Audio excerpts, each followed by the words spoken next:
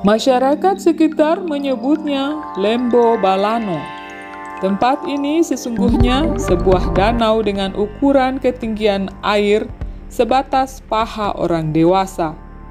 Menurut tutur lisan sejumlah sumber, dahulu danau tersebut menjadi tempat berkubang kerbau. Hanya saja, kurun waktu puluhan tahun terakhir, tidak ada lagi kerbau yang berani berkubang. Begitupun dengan orang yang berkebun di sekitar area Lembo Balano. Hingga saat ini juga belum ada yang berani masuk ke dalam.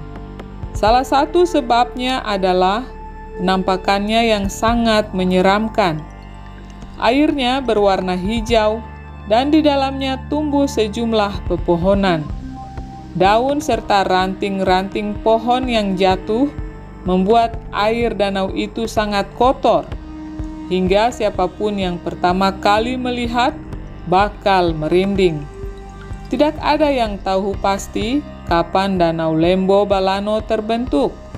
Orang-orang hanya tahu kalau tempat menyeramkan tersebut sudah ada sejak zaman dahulu. Hal ini dibuktikan dengan adanya pohon besar yang sudah lapuk dalam air. Semua menambah seram pemandangan Danau Lembo Balano.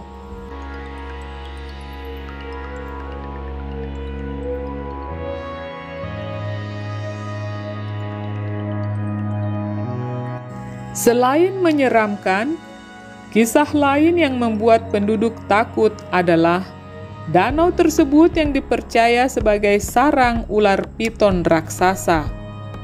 Terkait itu, bukan rahasia lagi. Oleh karena kepercayaan itu, orang-orang tidak berani bahkan untuk mendekati area Lembo Balano bila hanya seorang diri. Memang kalau diperhatikan, banyak pepohonan besar yang tumbuh sekitar danau itu. Ditambah suasananya yang dingin serta keadaan air yang kotor. Bila dihubungkan dengan tidak adanya lagi kerbau berkubang di sana, maka dugaan Danau Lembo Balano sebagai sarang ular piton raksasa sangat beralasan. Seperti diketahui, ular piton termaksud jenis ular yang memiliki lilitan sangat kuat, hingga bisa menghentikan peredaran darah. Bahkan ketika mendapat mangsa, ular piton langsung menelannya tanpa mengunyah. Kalau badan mangsanya besar, ular tersebut bisa membuka mulutnya lebar-lebar berkat rahangnya yang besar. Bahkan, ular piton bisa memangsa hewan yang berukuran hampir 2 kali lipat dari bobot tubuhnya.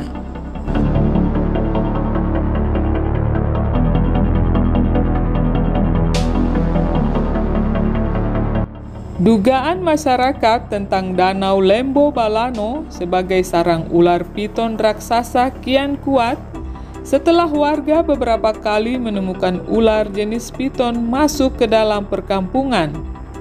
Jadi, secara alamiah, ular piton akan mencari mangsa di luar, manakala di lokasi tempatnya tinggal sudah tidak ada lagi makanan.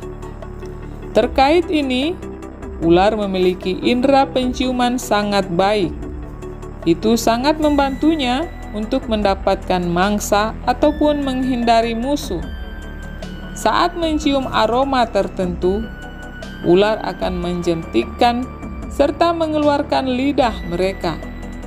Lidah ular yang bercabang secara khusus akan mengambil bahan kimia bau dari udara dan tanah.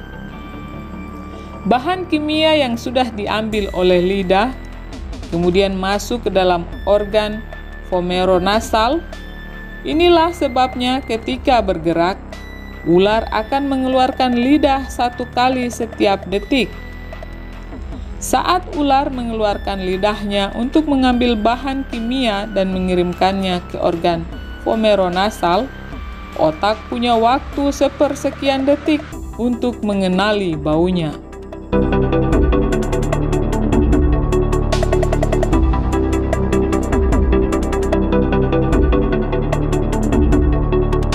Olehnya itu, kasus keluarnya ular piton dari Danau Lembo Balano lalu masuk ke perkampungan cukup masuk akal, mengingat lokasi di sekitarnya sudah banyak digarap warga untuk kebun. Secara otomatis, jenis-jenis hewan tertentu yang selama ini menjadi mangsa kian berkurang bahkan habis, baik karena mati terbunuh ataupun pindah melarikan diri. Tentu saja, keadaan tersebut akan cukup membahayakan warga, khususnya para petani yang berkebun di sekitar Danau Lembo Balano.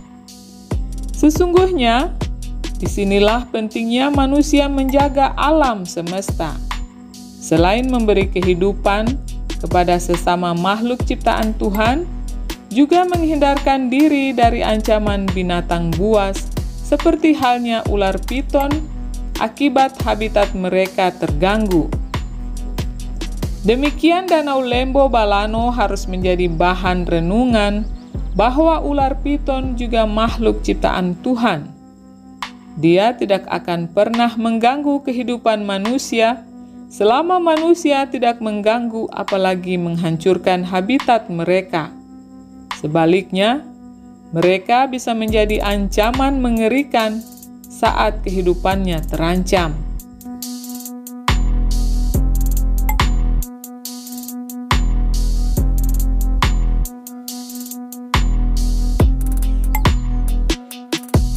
Akhirnya, mari kita merenungkan ajaran kearifan lokal masyarakat Wuna, bahwa dalam hidup, manusia harus senantiasa menjaga keharmonisan hubungan terhadap Tuhan Sang Pencipta, kepada sesama manusia, serta alam semesta.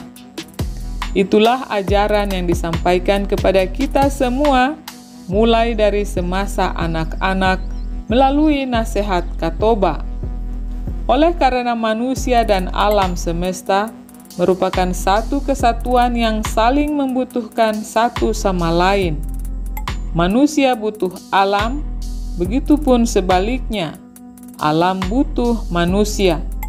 Bila ini mampu dipahami dan diamalkan, maka keseimbangan hidup akan mudah terwujud sehingga manusia dan alam semesta terhindar dari bencana terlebih malapetaka.